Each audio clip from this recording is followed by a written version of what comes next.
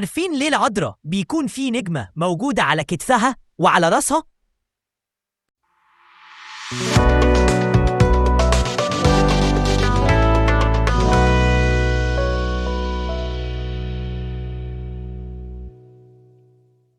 أمنا العذراء ليها أيقونات كتير جداً، ومن أجملهم أيقونة والدة الإله السوتوكوس، واللي فيها رموز كتير جداً، ومنها النجمتين المرسومين على لبس أمنا العذراء، وكتير ما يعرفش عنهم حاجة أو يفتكرهم إنهم زينة وخلاص. لكن النجمتين دول في منتهى الأهمية، ومش مجرد نقش على اللبس، وبيرمزوا إنها بتول قبل وبعد الولادة.